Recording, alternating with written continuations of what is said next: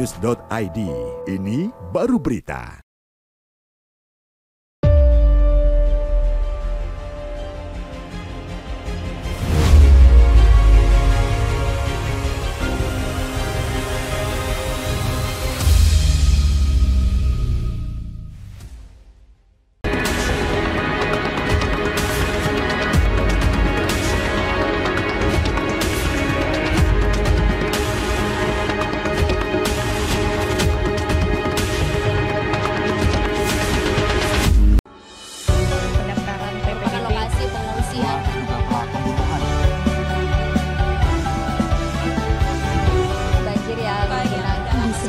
Dari demo sebelumnya.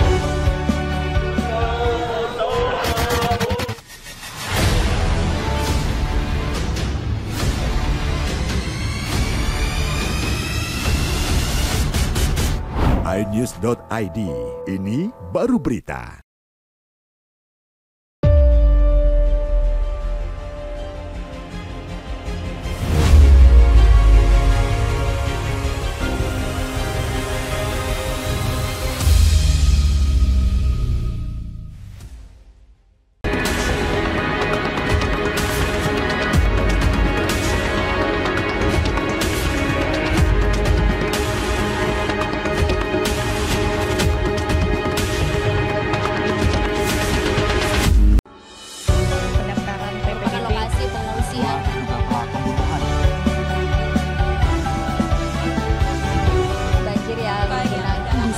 Dari demo sebelumnya.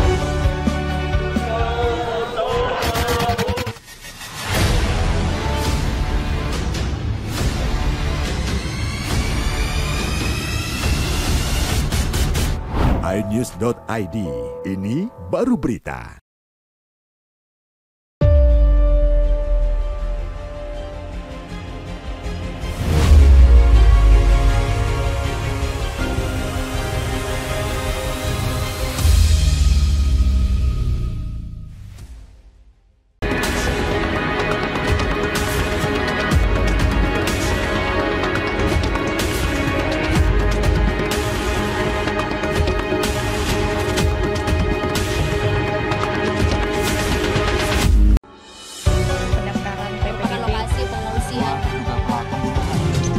Kembali lagi di Morning News, kita sapa dulu ya untuk Sobat iNews dan juga pendengar Trijaya yang ikutan di pagi hari ini. Ada Pak Afan, pagi Om FS, Om Andri, dan juga Om Said. Katanya saya usul, kayaknya itu Lebak Sari, lebih tepatnya disebut daerah Tanjung Barat. Karena dekat dengan kantor Antam dan Kali Ciliwung. Sedangkan Kelurahan Jagakarsa atau Kecamatan Jagakarsa itu mengacu ke wilayah sekitar Cilandak, Ragunan. Oke. Pak Wali Kota mohon dikaji lagi. Ada Mbak Puri Harbani, selamat pagi. Untuk sodetan Ciliwung ke BKT kabarnya apa berfungsi bagus? Pak Wali Kota gimana? Pak Said gimana Pak Said? Sodetannya berfungsi kan? Oh yang mana nih? Itu tadi dari Ciliwung. Oh Ciliwung kayaknya nggak berfungsi sih kalau menurut saya sih, ya kan? Karena ya masih limpahannya sangat besar sekali gitu loh. Harusnya ya dari yang itu saya bilang tadi, yang bendungan, dua bendungan itu kan itu sudah dibangun dengan dana yang sangat besar sekali gitu loh, ya kan? Bendungan Sukamahi dan Ciawi itu harusnya difungsikan tuh lebih itu optimal. Kalau BKT pada saat kondisi krusial seperti ini bisa nampung nggak? Kan biasanya kalau lagi kemarau dia kering kan? Iya, tapi BKT kan makanya pemerintah membangun dua bendungan itu di Bogor. Itu kan karena BKT udah tidak mampu menanggulangi gitu. Gitu. Tapi BKT luar biasa loh, jadi mall terpanjang di Asia. Iya, sore. Betul. Kalau sore. Segala ada itu ya. Sampai TikTok juga ada tuh. Artis TikTok. Ada manggung di situ. Oke. Nah, ini data dari BPBD hingga pagi ini untuk wilayah di Jakarta yang terdampak. Jakarta Barat ada 4 RT di Kelurahan Rawa Buaya, tinggi airnya sampai 30 cm. Kemudian ini penyebabnya curah hujan tinggi ya. Kemudian ada juga di Jakarta Selatan ada 21 RT. Cukup banyak nih. Di antaranya di Kelurahan Pondok Pinang. Ketinggian air 80 sampai 100 cm. Selain curah hujan tinggi, tapi juga luapan kali Pesanggerahan. Salah satu penyebabnya. Kemudian di Pengadegan. Pengadegan itu dekat Pancoran ya. 80 cm luapan Kali Ciliwung. Kemudian di Kelurahan Rawajati ada 5 RT, tinggi airnya 50 cm. Ini juga luapan Kali Ciliwung. Di Cilandak juga sama, Cilandak, Pejaten, Kebon Baru, kemudian untuk di Jakarta Timurnya ada di Bidara Cina, Kampung Melayu, dan langganan tuh kalau mau Melayu Kampung ya. Melayu ya, Kampung Pulo situ biasanya. Iya, Tapi sebagian kayaknya udah mendingan ya. Udah mendingan itu. Karena udah direlokasi relokasi daerah situ. Iya. Kalau pinggir Sebagian kali besar lah. kan ke Rusun Nawa Iya, kan. karena pinggir kali itu pasti lah. Makanya kalau pinggir kali sejajar kali udah jelas itu. Iya. Udah. Mungkin tinggal ada beberapa. Karena jaraknya hanya beberapa meter dari meter kali. ya. Dan Pasti sejajar. meluap ya. Ya mungkin masih ada beberapa titik yang Iya. Makanya terdampak banjir. hari ini Dan- pemerintah melakukan rapat koordinasi langsung nih pagi ini dengan dengan PMK. ya Kementerian PMK di bawah koordinasi Kementerian PMK, BNPB, BMKG, Iya kan. terus pemerintahan provinsi DKI, Pemerintah kota kota, Bogor, kabupaten, ya itu melakukan koordinasi lewat Zoom ya. Lewat Zoom ya. Ya artinya Tadi Ibu Rita ngomong apa katanya? jadi cuaca ekstrim ini akan terus berlangsung ya sampai seminggu ke depan gitu loh. Jadi harus antisipasi ya. berarti antisipasi. warga ya. Jadi beberapa pemerintah kota, kabupaten kota itu mengkoordinasikan agar dilakukan modifikasi cuaca. Misalnya tadi Pemkot Bekasi ya, kalau nggak salah ya. Nah itu mengusulkan adanya modifikasi cuaca. Memang modifikasi cuaca ini sudah dilakukan tuh pada saat awal tahun ya. Iya. Liburan awal tahun aman-aman aja kan, Iya. kan? Karena ya dibuang semua tuh. Iya. Hujannya Memindahkan hujan ke laut ya. Iya. Tapi memang Pantai biayanya Kota sangat besar Jawa. sekali. Iya. Dengan efisiensi anggaran seperti ini bisa nggak tuh kelar lagi kan? Iya kan? Modifikasi Masalahnya kalau modifikasi cuaca itu kan sifatnya temporary Ya, sementara temporary, Pak. Iya ya. kan. Padahal sebenarnya akar persoalannya kan bukan itu. Iya betul. Itu Akar makanya persoalannya kan sebenarnya saluran airnya saluran yang air. harus benar-benar bisa Ya, itu. diatur, Penyelesaiannya dan harus diperbaiki secara- dan dirapikan gitu loh ya, supaya tidak menjadi masalah ke depannya. ya penyelesaiannya harus komprehensif lah. Artinya di puncak itu harus ditertibkan lah bangunan pila-pila Betul. liar yang menjadi resapan air itu ada beberapa pila yang disertifikatkan ya. Artinya Itu yang L-nya double apa L-nya satu villanya? pila L-nya double. Double. Yang bedanya apa Pak Said? Iya ternyata katanya banyak villa yang ini ya harusnya itu adalah resapan air. Dari resapan air. Sebenarnya juga ada juga tuh. Artinya bila itu keluar ada sertifikat hak pakai. Kalau sertifikat hak pakai itu yang pernah kita investigasi ya. Iya. Itu ada beberapa villa yang keluar tuh sertifikat hak pakai. Tapi kalau sertifikat hak pakai itu tidak boleh membangun. Artinya harus ada resapan gitu loh. Jadi tidak kan dibangun villanya. Artinya Iya. cuman gubuk-gubuk atau rumah-rumah yang bisa dibongkar gitu loh. Ini di semen, ya itu Nah makanya resapan itu katanya mau dibongkar-bongkarin. Nah itu kita tunggu tindakan dari Kemarin kan untuk yang di pinggiran jalan Ya, udah habis ya. ya. Itu oleh Warung-warung, Pemkab Bogor, ya Pemkab kan? Bogor. Terus kemudian gubuk-gubuk yang Ya, jualan. ya, gitu. jualan. Nah, berarti harus berani juga untuk bongkar villa ya. Villa-villa permanen ya. Villa-villa permanen yang Yang gede-gede ada banget kolam itu. renangnya. Bener. Pokoknya punya pejabat-pejabat itu. Iya. Makanya. Nah, itu mungkin ada perlu tindakan dari Kementerian Kehutanan lah itu. Iya. Karena Iya. Pemkab Bogor itu nggak mungkin lah untuk bisa menertibkan itu Iya. villa-villa tidak berizin. Termasuk hotel-hotel juga Iya. ada yang membangun ya menambah bangunannya. Gitu di puncak itu di puncak itu. Itu kita sudah melakukan investigasi juga. Cuman ya itulah makanya perlu tindakan nyata dari pemerintah pusat dalam hal ini Kementerian Kehutanan. Tapi banyak ini investigasinya berarti ya kalau di puncak ya. Waduh, Nggak jangan yang pila-pila. Investigasi yang mana nih? Mungkin sebenarnya tujuannya lain.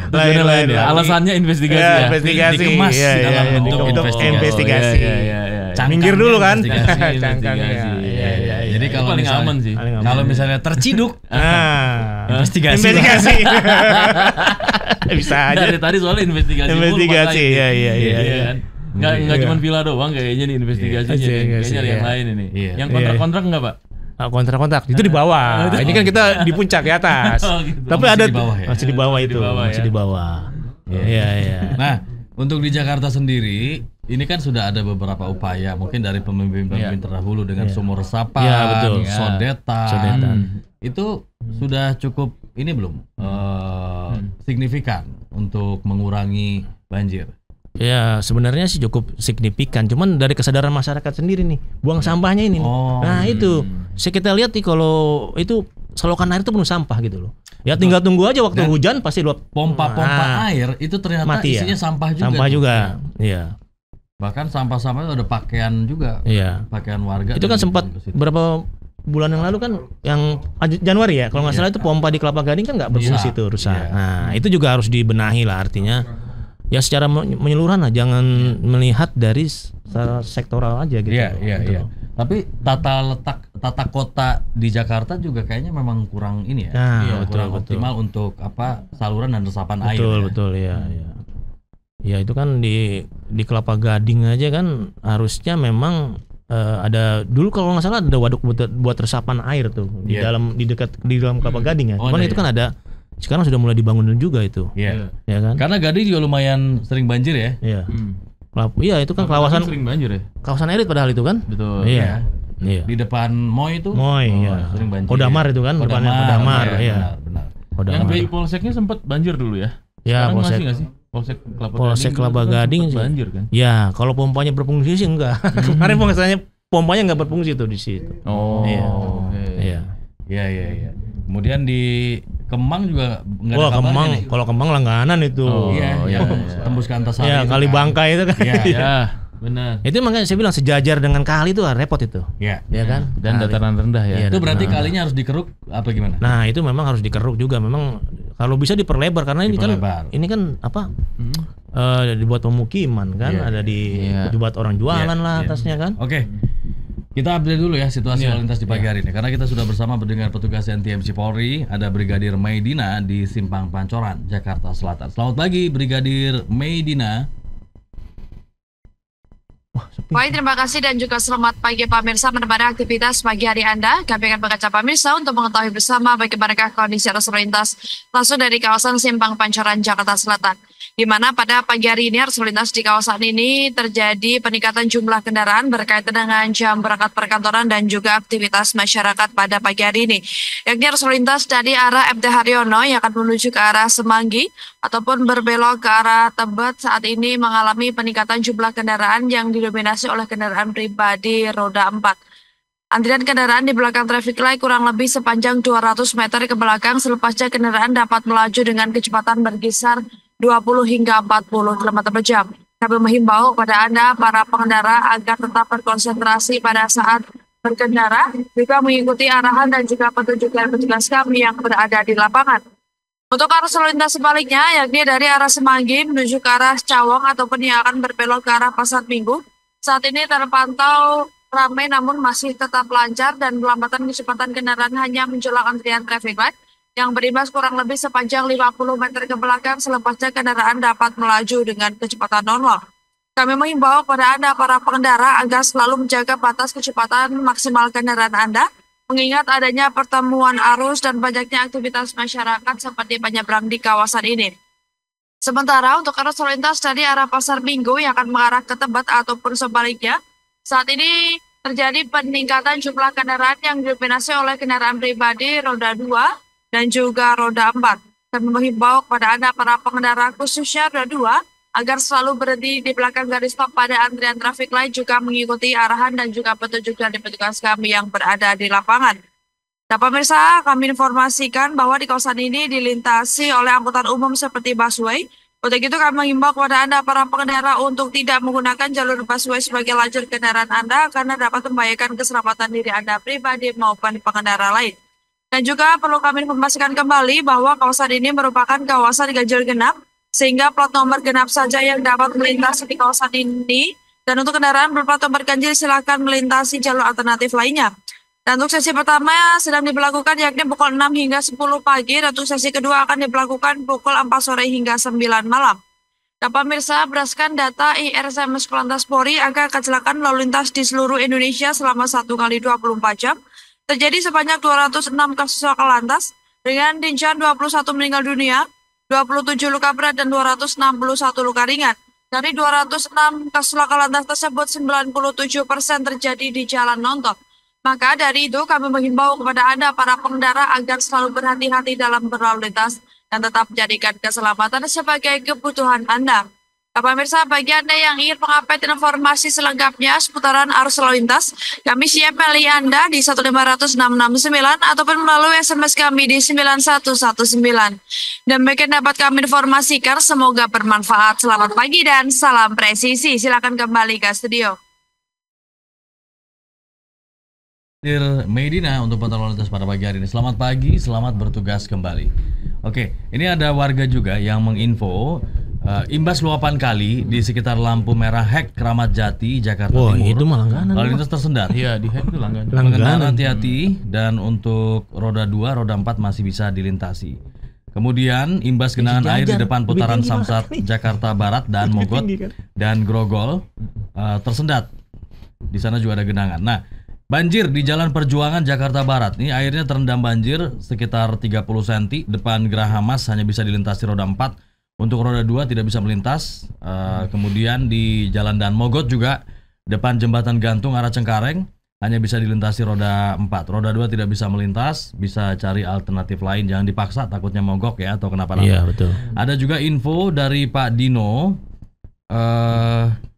Mau nanya nih, serius katanya. Woi.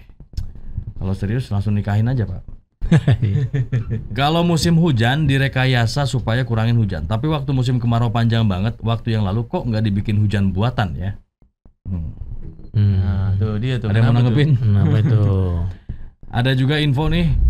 Susah kali ya bikin hujan buatan ya? Bangku. Iya, susah benih-benih air. Bisa airnya dia pakai waterbombing itu kan biasanya hanya untuk memadamkan api. Ya. Kalau untuk itu kalau kan hujan buatan dia kan hanya memodifikasi cuaca, memang tapi ada benih bibit-bibit hujan gitu loh. Artinya itu kan disemai supaya timbul hujan. Kalau musim kering susah, agak sulit. Oke. Depan Metro TV banjir, keluar pintu tol Tangerang Jakarta macet. Wow, ini memang banyak jalan yang banjir nih. Di Jalan Arjuna depan Geraha Mas arah RCTI maupun arah Kembangan juga banjir setinggi 20 cm. Ini juga banyak motor yang nggak berani lewat di sana, hanya bisa dilewati oleh roda 4 kendaraan. Bengkel laris nih. Iya. Mesinnya pada ini. Mesinnya pada ini kan ganti oli kan harus ganti. Iya, kalau masuk kan pasti ganti oli tuh. Iya. Ini memang langsung bergerak juga ya pemerintah tadi langsung rapat koordinasi pagi ini jam 9 tadi. Iya. Ini memang mengejutkan juga ya. Mengejutkan. Setelah berapa tahun kita nggak pernah banjir sebesar ini ya. Banjir ya. Maksudnya banjir ada tapi mungkin tidak terlalu besar lah, relatif gitu. Cepat surut ya.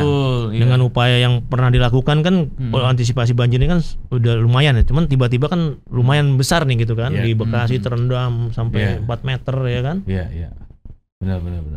Kemarin sempat banjir kan, cuman orang juga banjir sekarang cepat surut. Ternyata ini yang gedenya belum datang gitu. Dan ini juga masih diwaspadai karena tadi disampaikan oleh Ibu Rita ya, Dwi Korita Karnawati, Kepala BMKG, bahwa potensi cuaca ekstrim ini berlangsung selama satu minggu ke depan. Sepekan ke depan. Dan ini bukan hanya di wilayah Jabodetabek ya Om ya? Iya, di seluruh wilayah sih. Di seluruh wilayah ya. Di Jawa Tengah juga katanya sama tuh, dan sudah dipetakan juga kan daerah-daerah yang rawan bencana hidrometeorologi. Iya, dan termasuk juga ini ya tanah longsor dan sebagainya itu kan. Ya itu pasti banjir ya. Iya, kalau hujan deras tuh ya pasti ada impactnya, bisa tanah longsor, bisa. Ya itu termasuk hidrometeorologi. Oke, mungkin ada info juga ya dari Sobat iNews bisa disampaikan pada pagi hari ini. Dan ada info apa Om? Belum nih, lagi dicari lagi informasinya. Belum ada informasi selain yang tadi dapat. Iya. Dan ini juga untuk penanganannya, karena memang di wilayah Bekasi juga banyak yang banjir ya. Perumahan Irigasi Danita RW 14, Kelurahan Bekasi Jaya, Bekasi Timur. Banjir itu sudah masuk ke dalam rumah.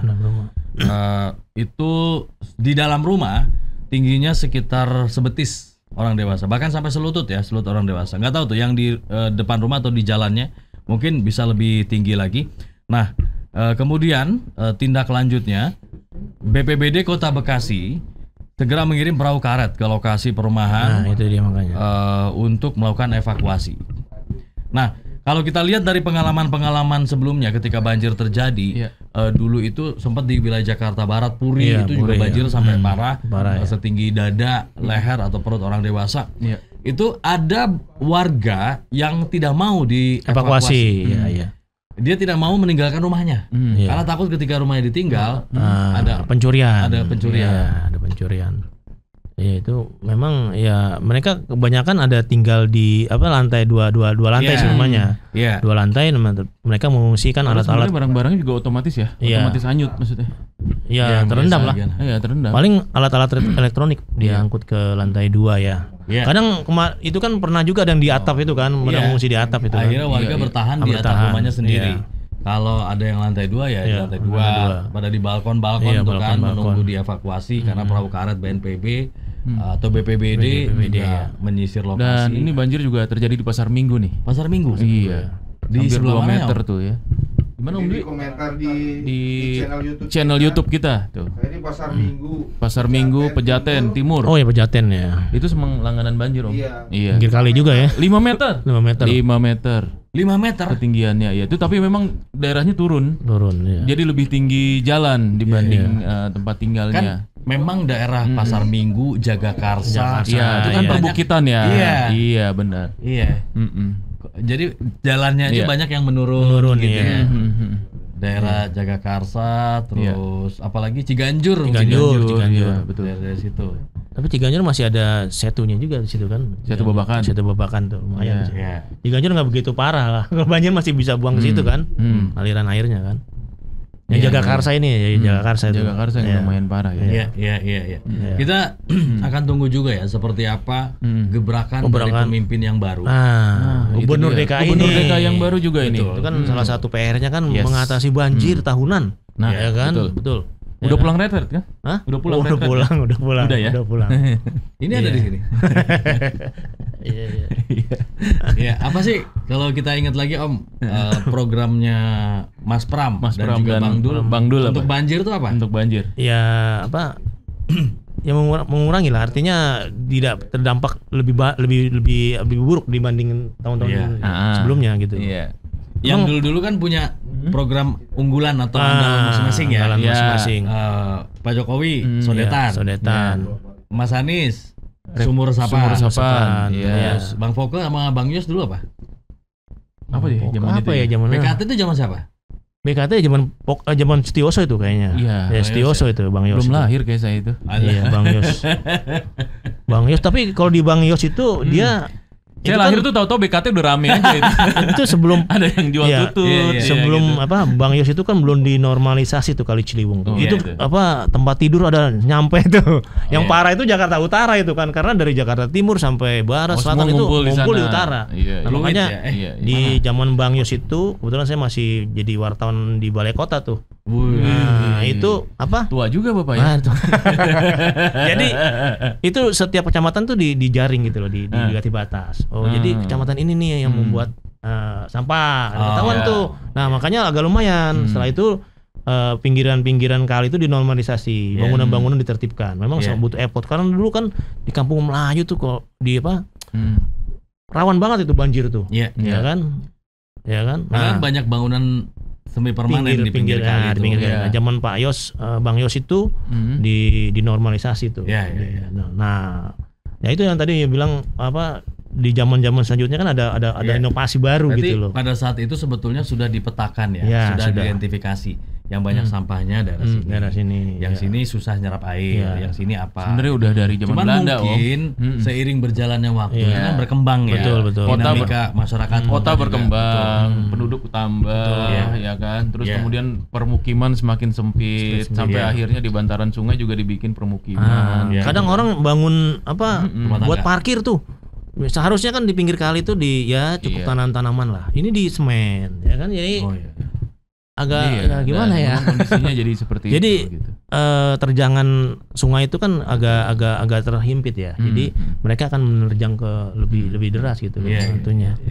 Tapi sebenarnya untuk Jakarta ya, di wilayah Pademangan arah Ancol sana. Itu juga sering kali banjir tapi karena rob.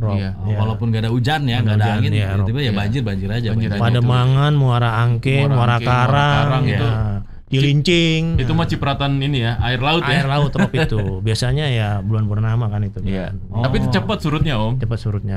Jam-jam siang udah surut lah. Dan warga di sana kalau rob udah mengantisipasi. Udah biasa.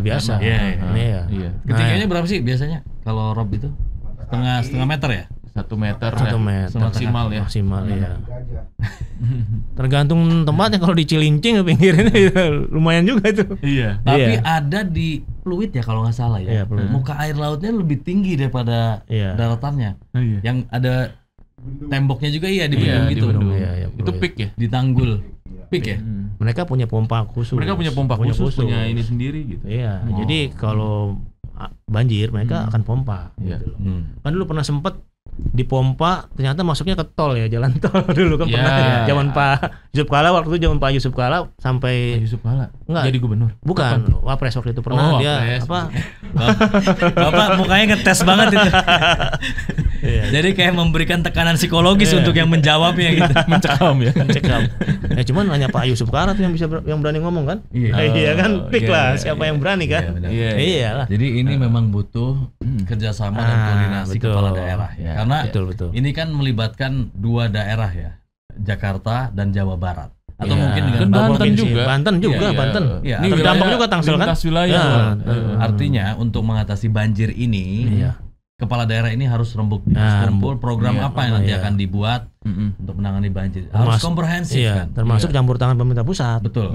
Dan harus kompak ya. Kompak ya. Kompak. Jangan satu kepala daerah semangat nih bikin gini, yang lainnya lah. Iya, mungkin sodetan-sodetan ke arah Banten atau Tangerang kan belum dibikin tuh. Baru di Bogor kan, baru di Bogor aja kan. Iya. Kali Cisadane, kali apa dibikin gitu kan. waduk lagi ya, Cisadane ya. Ya, terus yang di Bekasi gitu kan, mungkin bisa dibikin sodetan juga gitu kan. Iya. Nah, itu kan butuh ya penelitian dan koordinasi dan waktunya harus cocok Pak. Nah, Kenapa begitu? Butuh anggaran butuh maksudnya. anggaran. Membuat waduk kan butuh anggaran besar Iya, itu, Pak. Betul. Ya paling yang bisa dilakukan ya itu mengeruk kalinya, normalisasi lagi kan. Ya kan supaya jangan terlalu dangkal dan masyarakat jangan membuang sampah sembarangan. Itu ini kan nyapu buangnya ke kali. Iya, benar. Itu akan menunggu waktu itu. Iya. Nimbun ya. Nimbun sampah. Kali jadi cetek. Iya. Itu nggak cuma kotoran Pak, itu kasur, spring bed semua masuk juga tuh ke kali. Itu daerah Bekasi itu, daerah Bekasi masih itu. Bekasi masih. Bekasi itu daerah Bekasi waktu itu. Iya. Nek saya bingung kenapa dia buangnya ke kali gitu. Iya. Kasur tuh. Kasur. Dia sama dipan sama headboardnya nggak? Iya, kadang-kadang iya. Satu set. Sama sofanya kadang-kadang. Itu makanya ya. Itu dia. Masih ada orangnya juga lagi. Lagi selimutan. Iya. Oke. Baik kalau begitu. Iya. Ini doa dan harapan kita mudah-mudahan banjir cepat surut dan cuaca juga bersahabat ya, sehingga sungai juga tidak meluap, kemudian juga muka air di bendung-bendung, di pintu air juga aman dan warga diberikan ketabahan yang terdampak banjir. Mudah-mudahan penanganan juga berjalan cepat, lancar dan semua bisa ditangani dengan baik tentunya. Amin. Oke, kita berdoa untuk Jakarta, kita berdoa untuk Indonesia. Baik, Om Said, thank you ya. Terima kasih. Om Said, thank you Om Said. Oke, masih ya. Baik, sampai di sini kebersamaan kita dalam Morning News edisi hari ini. Jumpa lagi besok di jam yang sama. Saya Fadli Sungkara Dan saya Andre Susanto. undur diri. Selamat pagi, sampai jumpa. Assalamualaikum warahmatullahi wabarakatuh.